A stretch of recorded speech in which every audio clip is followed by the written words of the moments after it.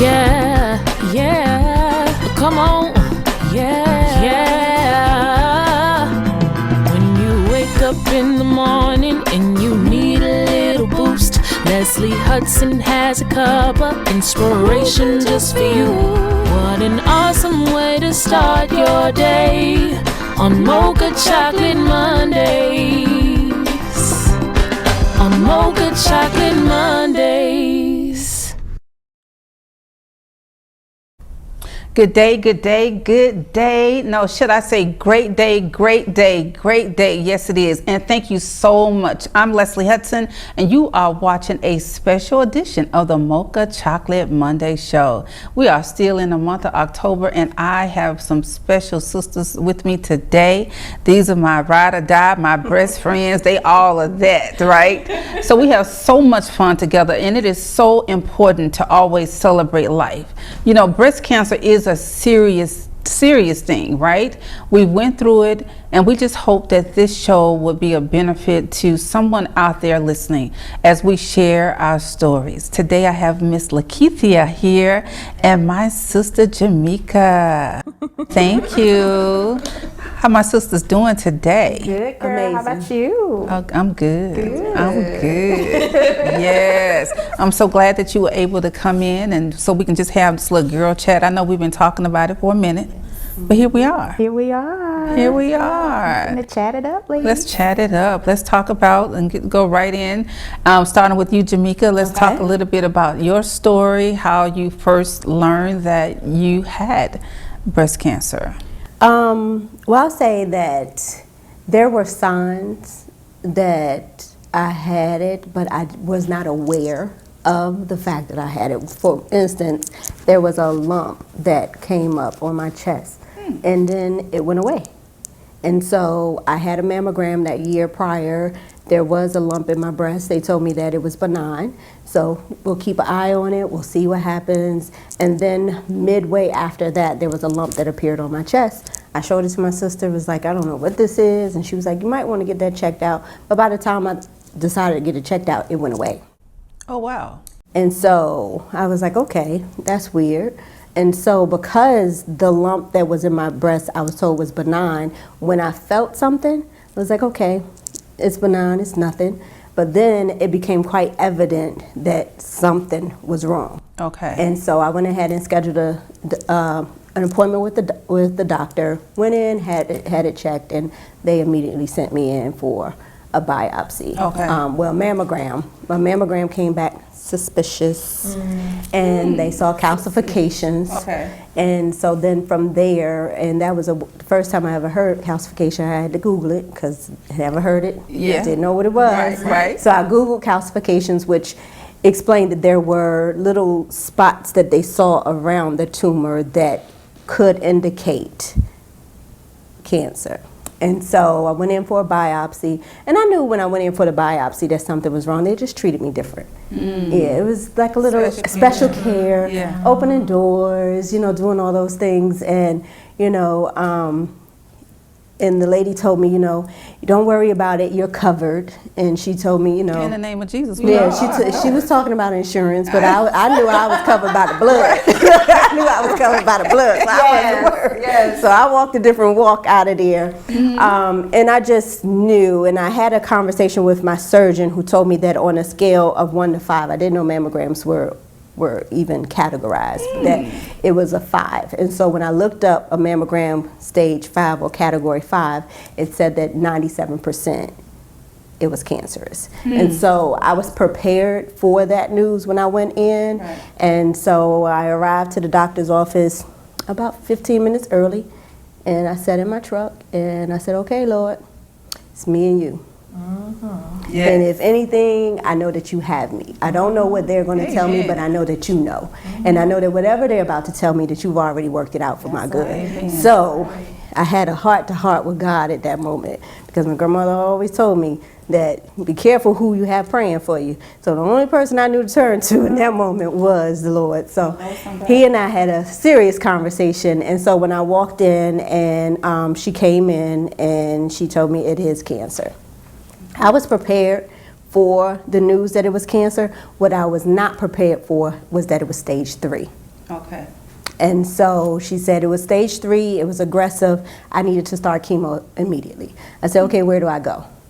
And she said, no, we have to run tests. And I'm like, so you just told me I have cancer, you're telling me we have to run tests, you have to wait before I start treatment. So that was the hardest part, is being told that I have to wait, knowing that I had cancer, because the day before, the times before, I felt perfectly fine. Right. And so it was just astounding to know that I went from one day just feeling perfectly fine to the next moment being told that I have cancer, and at that moment, my world just changed. You have to face your own mortality in that moment, Right. and it was one of those things where I just was like, I have 5 kids to live for. Right. So what do I have to do to fight this? And so they said chemo is recommended. I'm like, okay. Called my grandmother and my mother, called my family, went home. I told the kids. My 4th child is my most vocal. Okay. And she said, Mommy, are you going to die? And I said, no. And I said, however, I don't know. What I do know is that it's in God's hands. And that's what I told her. And they accepted that, and we just went into fight mode. Absolutely. So whatever it was that I needed to do, I started chemotherapy. My cocktail was Taxotere, carboplatin, and Herceptin. I was HER2 positive. HER2 positive, okay. And so I went through 6 rounds of toxic chemotherapy with another year of just Herceptin because of being HER2 positive. I went through surgery. Originally, the chemo had shrunk my tumor to the point where the surgeon and I felt that we would be able to preserve the breast. And I was a little leery of that decision. I spoke to Shandia McFadden Sabari, who has her organization, Bold and Breastless, and she said, you know what? God is shaking my spirit, and he said, you need to pray about that. And so I prayed, and I said, okay, Lord, if this is what I am intended to do, then it'll be okay. But if not, I need you to give me a sign. And so when I went in for surgery, they did the mammogram and they were inserting the needles to guide the surgeon to where the tumor was, where she was supposed to remove. And the same lady who did my biopsy was doing this procedure, and she was comparing my previous one to that one. She said something, I see something. And I'm like, you see something? And she's like, yes, I'll let your surgeon know. And so the surgeon came in 5 minutes before my surgery and said, we see something. We don't know what it is. And I said, take the whole breast. Okay. Wow. And she was like, are you sure? And I was like, I prayed on it. I asked God for a sign. Here's my sign. Take the whole breast. Nothing said. Nothing else is talked about. Take the whole breast. And so the pathology report after my surgery came back that what they saw closer to my chest wall was another form of cancer that was developing. So had I only went with the lumpectomy, I would have had to come back for surgery anyway. And so if I had time to think about it, I probably would have told them to take both. But it was a last minute decision, 5 minutes before they wheeled me into surgery.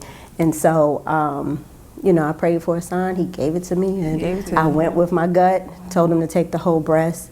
And so I went with the mastectomy, and then after my mastectomy, I had to have 33 radiation treatments. So I went through chemo, surgery, and radiation. And so after all of that, but God. Yeah, but God. At the end of, when they came back, they said my margins were clear. It was the end of September 2013.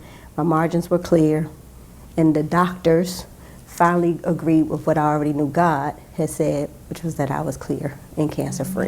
Cancer-free. And so I'm at 8 years cancer-free. 8 years, survivor, warrior, yes, life thriver, all of those things.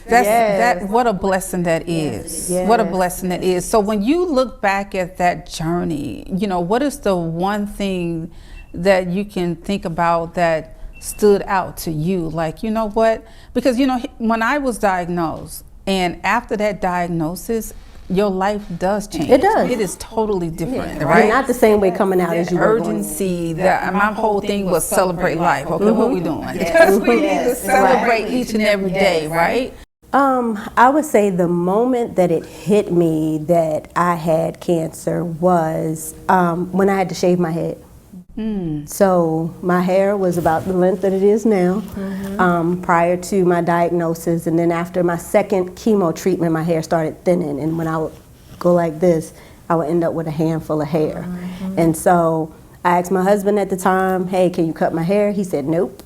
And I said, but what I learned later on is that everybody deals with cancer different. Absolutely. And the asking of him to cut my hair would have been too much for him. So I waited till he went to work, the kids went to school, and I went into the bathroom and I took the scissors and I cut all of the long strands, and then I took the clippers and I cut my hair. And it was at that moment when I looked in the mirror and I didn't recognize who I was anymore. And so at that time, I was in a Bible study, and the song that played at the Bible study was Help Me to See Me the Way That You See Me by Bishop Paul S. Morton. And it was about seeing yourself the way that God sees you. So it was, help me to see me the way that you see me. Sometimes I see pain, Lord, but you see victory. I see where I am, Lord. You see where I shall be. Open my eyes. Help me believe I am what you see. And in that moment, I knew that I had cancer. And I laid on the floor of my bathroom and I bawled like a baby.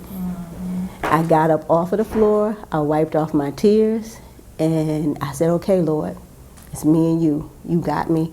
I have to trust you.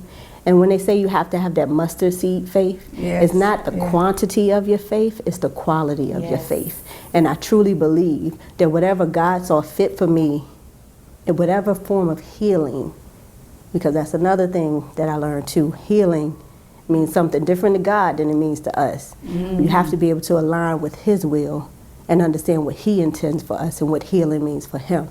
Sometimes healing doesn't mean that we stay here, but we're still healed. The day I was diagnosed, I was healed. Amen.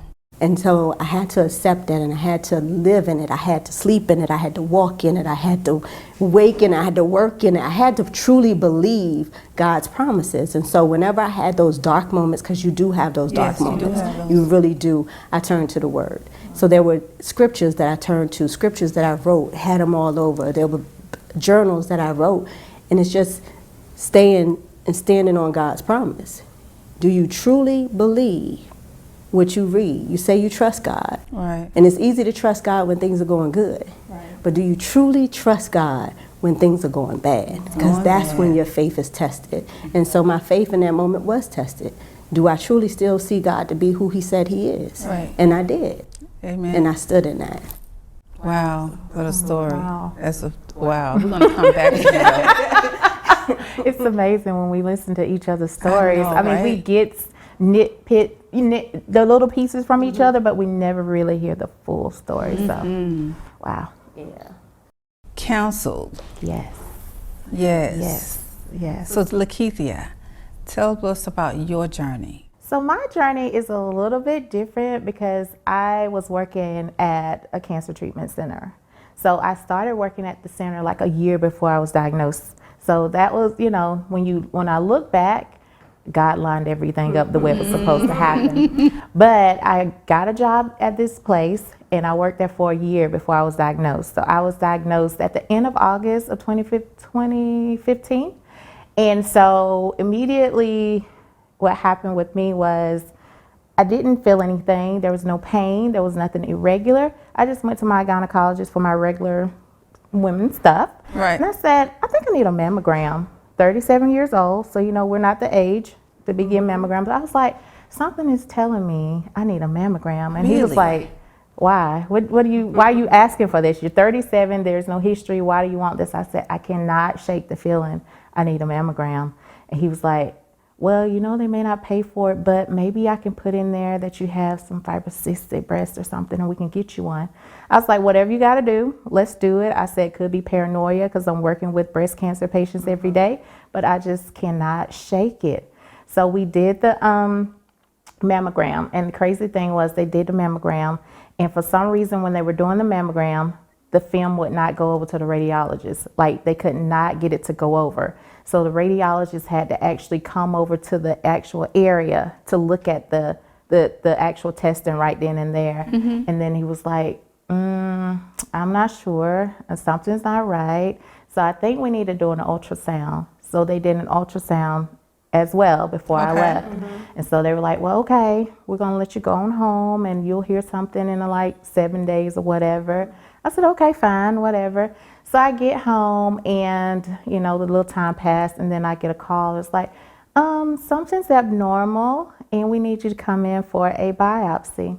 Okay, fine. So they said they saw 2 spots. And one spot was right behind like the nipple area, and they were like, we can pretty much guarantee, you know, put our money on it. That's just a cyst. Okay, but then there's another one that's sitting on the far right hand side that we're like, so that's the one we're going to biopsy. So they came and they did the biopsy and everything. And, you know, being a nurse, when I got ready to leave, I was like, can I get a copy of that like ultrasound report that y'all did? Because I just want to take a look at it. So I got it, went home, started looking up stuff I didn't know.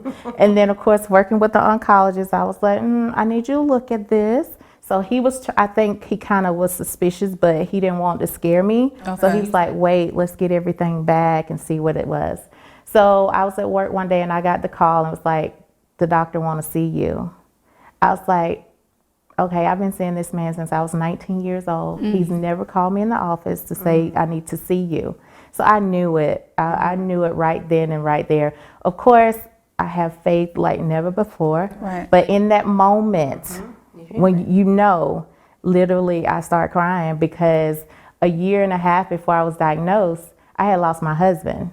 So I was already a single mom with 2 boys figuring this thing out, you know. And so now here I am about to get news that I knew that you have cancer. So I did go in and I saw my doctor. And he was telling me what what happened and what it was, whatever. He was like, so do you need me to do anything? I was like, no, I work for a cancer center. I can do this. I got this already. Because I remember my mama asking me, are you going in by yourself? I was like, yeah, I got this. I don't need nobody to go with me. Because, you know, the thing about it for me, what I realized was I knew how I was going to take it. My family on the other end, you know, I don't need you flipping out on me, whatever, because, you know, this is my news. I got to process it. I can't help you process it at the same time. So I was like, I got it. So I ended up going home, calling my treatment center and making an appointment. And just like that, everything started happening. I got in, got my team. I was having surgery by September 10th. And so I had surgery on September the 10th to remove a 1 centimeter lump. But then my oncologist, we had a conversation because I worked with the same oncologist that was my oncologist. And so we had this conversation because I was 37 years old. It was small, but the conversation was, do we do chemo or not? And so he did the test called Oncotype DX, which is one test I advocate for anybody who's diagnosed with breast cancer. Because what that test does is it tells you if a patient, man, woman, needs chemo. And so you can be in the low, you can be intermittent, or you can be high. So how is that test ran? Is it through blood? It's done off of your breast tissue that's taken at surgery or from biopsy. So that's one test I always ask when I come in contact with some breast cancer patients. Did they do an Oncotype? Because it's not always, you know, offered. But so they did mine, and I was in the intermittent level. So that meant you can do chemo or you don't have to do chemo. You could just do a pill and be done. But my oncologist was like, you're 37, you have 2 kids. He's like, you're African American. He was like, it's a no-brainer. You're doing chemo. He didn't say, do you want to? He said, this is what you're doing. Chemotherapy. And so we set it up. I did 4 rounds of Taxotere and Cytoxan. And so I had to have 20 treatments of radiation, daily radiation. So I would go to work every day. At the end of work, I'll go do my radiation. I'll go home. And then after that, I went on exemestane for 5 years. And then I also did Lupron every 3 months. And then I also had to do Prolia every 6 months because with the exemestane, it can cause osteoporosis, which I ended up with osteopenia, some bone loss. But hey, if it's going to get rid of cancer, I can deal with a little bone loss, a little bone weakening, whatever you want to call it.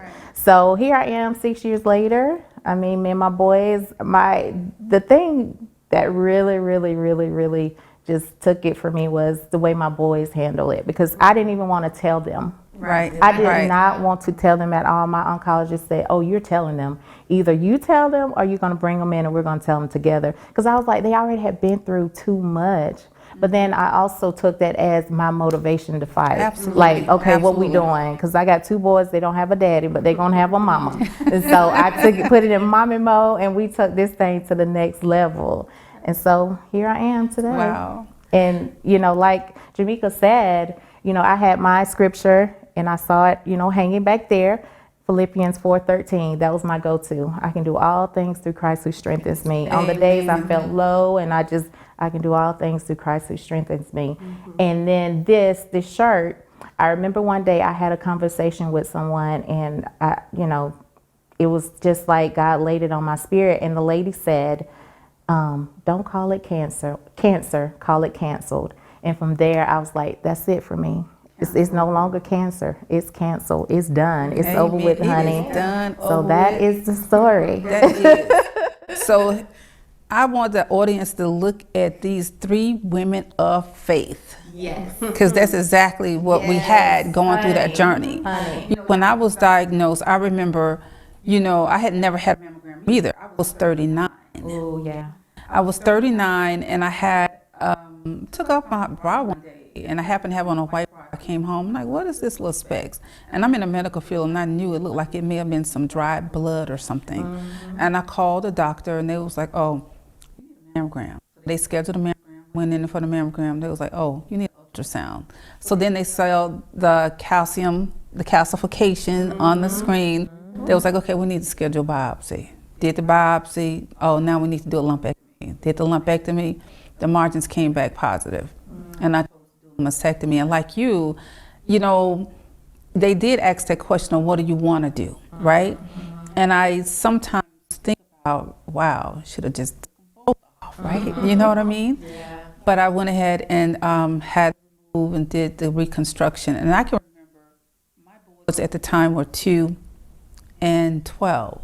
Oh, wow. And my mother brought them up to the hospital. And because, I was good. I never cried. I never asked God why. I always had the faith. I can remember one of my girlfriends actually coming to the hospital and she was praying over me before surgery. I was already back and it was like, I gotta see her. She was saying, I gotta see her. And she was praying. I'm like, girl, she was crying. I'm like, God got this. I am good. So when my boys came to the hospital, I'll never forget it. I was bandaged all the way up. And I was like, Mommy's good. And it's been like that ever since. Seriously, because I think you have to, really be strong for them as well. Yeah, because, go ahead, you start. Go ahead, girl. I honestly thought the same thing. My kids checked me on that. Because they said, Mommy, we know you were trying to be strong for us, but we knew that you still needed us. Because they would ask me, are you okay? And I'm like, yeah, I'm fine, I'm fine. And I put on that strong, face and I put it on. But I wasn't fooling them. They knew I wasn't okay. Yeah. And they honestly would have much rather that I had been open with them about my feelings, especially with me having 3 girls. So just being open and sharing with them how I truly felt as opposed to trying to cover it up, because you're teaching them how to cope with things. You're teaching them how to go through things. And so I felt like I was protecting them from something. And, I thought that was the best choice, but honestly, they told me no. We needed to see that you weren't okay. We needed to see how you truly felt, because they were feeling things too, but they didn't know how to process it because I'm, putting on a face, trying to put on that mask that everything is okay. But I needed to show them. I needed to be real with them. And yeah, so in hindsight, I would say just keep it authentic. Just keep it real with them. I remember one day I was ironing my clothes for work, and this was after I had lost my hair and I was wearing a wig. So I never would let my boys see me without my wig on because I still wanted to look like the mama they knew. Wow. But I was ironing and I got hot, y'all. I was like, okay, wait a minute. So I snatched the wig off and I didn't think nothing about it. And so my youngest son came in and he was like, Mama, why you be wearing that wig? He's like, you still beautiful. You still my mama. And after that was it for me. I was like going to work without my wig, going out in public without my wig. I was like, because I was just trying to protect my kids. As long as my kids were okay with what they saw, the rest was like whatever. And so that was like freedom, girl, do what you do. And that was it. Do what you do.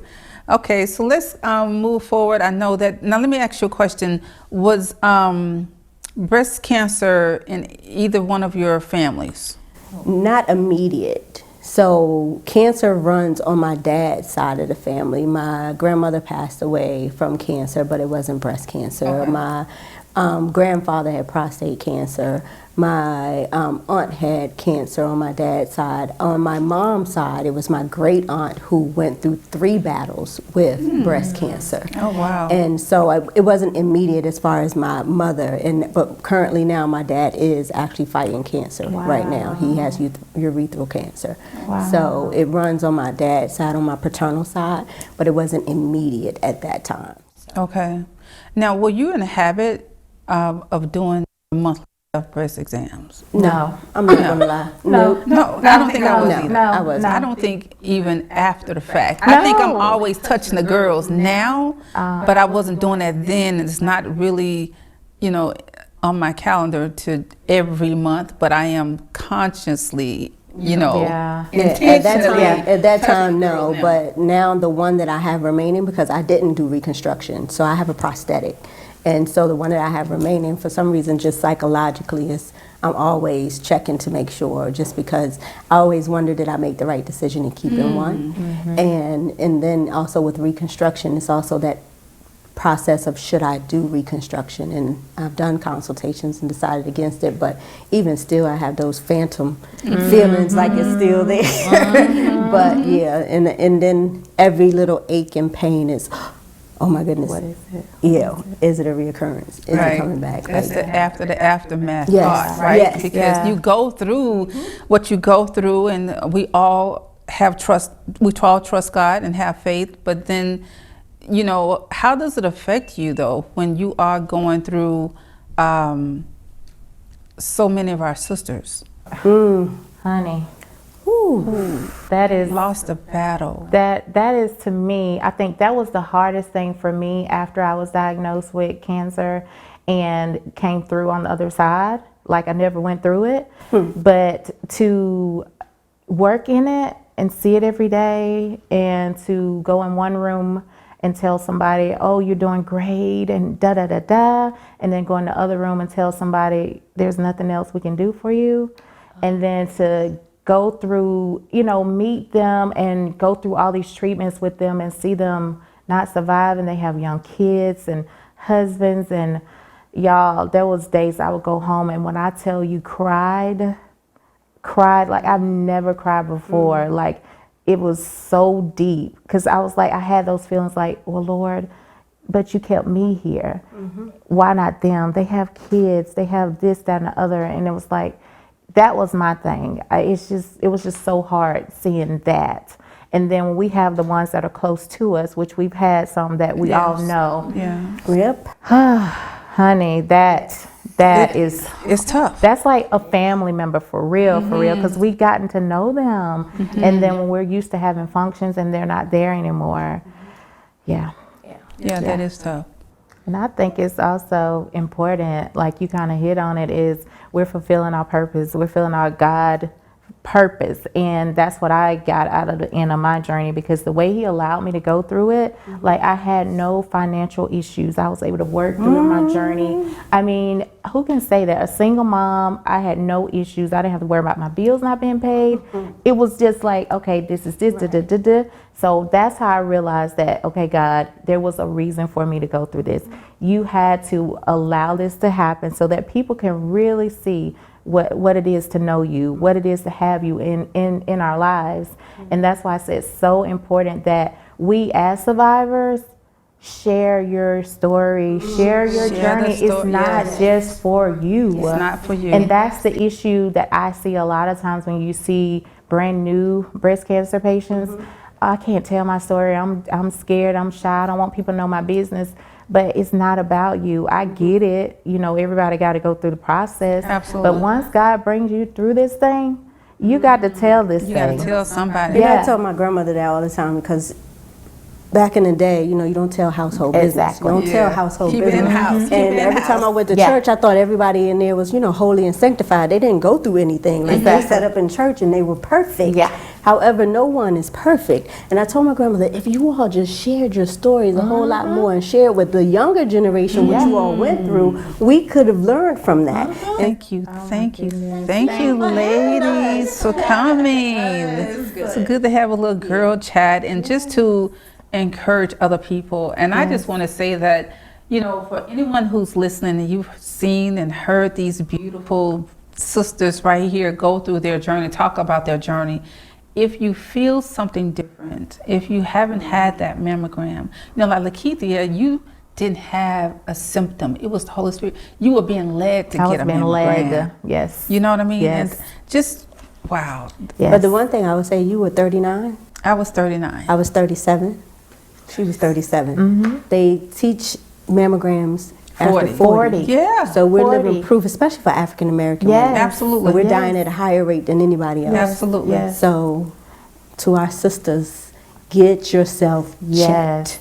And like to what Gimeka just said, my thing is, you know your body better than anybody else. Nobody else, not your husband, your boyfriend, whoever, they may know it, but they don't know it like you know it. Exactly. So if you feel something looks abnormal, get it checked. That's why you pay for insurance every pay period. Get it checked.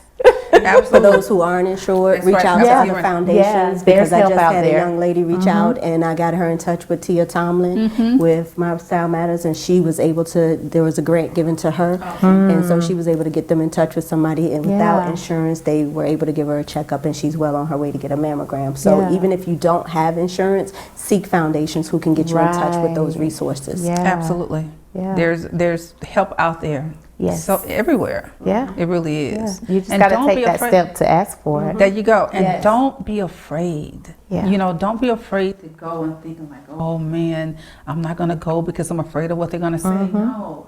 Make sure you go anyway and get tested, and you never know. You know what I mean? Because early detection. That's the key. I always say it's better to be That's the proactive than key. reactive when it comes to cancer. You're absolutely right. You're Yeah. absolutely right. We just hope, pray that there's going to be a cure someday. Yes. Amen. Yes, it's coming. It's coming. It's All right. coming. Well, thank you so much for joining me as I speak with my sisters today on a special edition of Mocha Chocolate Mondays. Thank you. I'm Leslie Hudson. Yeah, yeah, come on, yeah, yeah. When you wake up in the morning and you need a little boost, Leslie Hudson has a cup of inspiration just for you. What an awesome way to start your day on Mocha Chocolate Monday.